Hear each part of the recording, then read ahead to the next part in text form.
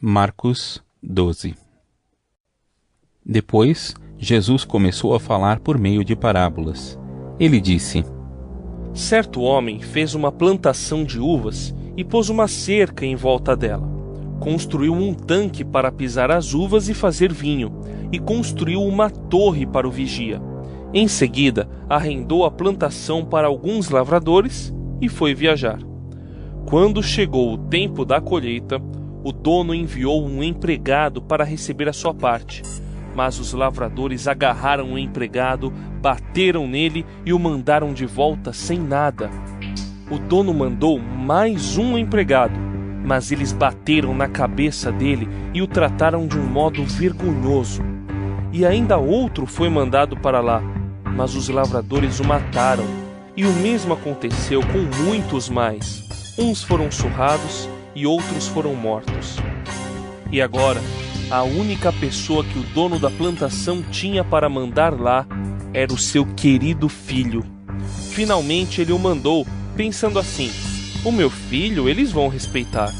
Mas os lavradores disseram uns aos outros: este é o filho do dono, ele vai herdar a plantação. Vamos matá-lo, e a plantação será nossa. Então agarraram o filho e o mataram, e jogaram o corpo para fora da plantação. Aí Jesus perguntou: E agora, o que é que o dono da plantação vai fazer? Ele virá, matará aqueles homens e entregará a plantação a outros lavradores.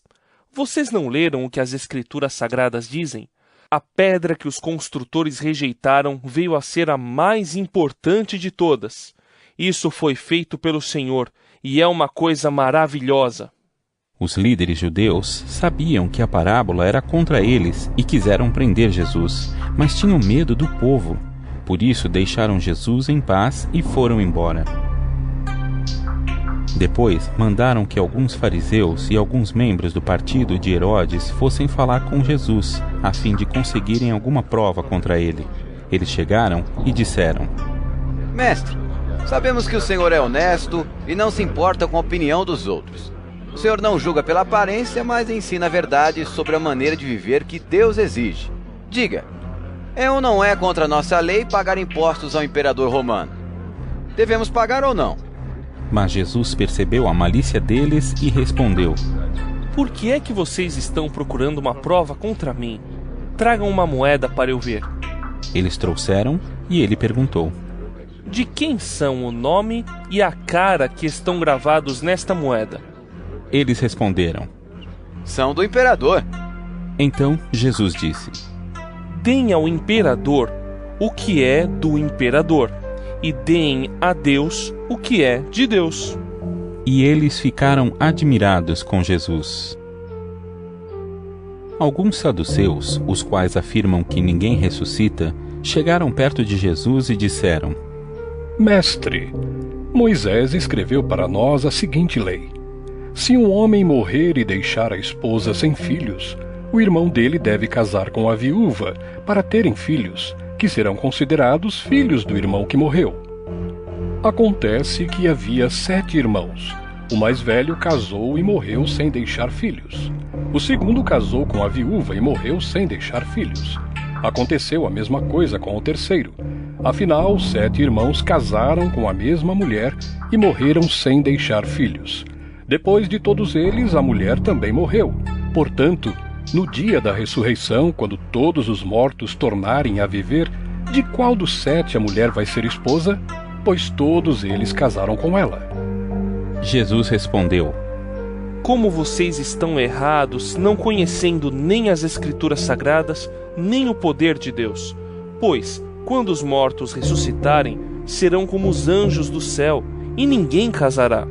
Vocês nunca leram no livro de Moisés o que está escrito sobre a ressurreição?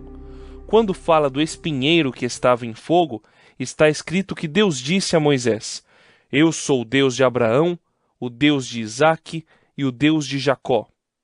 E Deus não é Deus dos mortos, e sim dos vivos. Vocês estão completamente errados. Um mestre da lei que estava ali ouviu a discussão. Viu que Jesus tinha dado uma boa resposta e por isso perguntou: Qual é o mais importante de todos os mandamentos da lei? Jesus respondeu: É este. Escute, povo de Israel. O Senhor nosso Deus é o único Senhor. Ame o Senhor, seu Deus, com todo o coração, com toda a alma, com toda a mente e com todas as forças. E o segundo mais importante é este: ame os outros como você ama a você mesmo. Não existe outro mandamento mais importante do que esses dois. Então o mestre da lei disse a Jesus: Muito bem, mestre. O Senhor disse a verdade.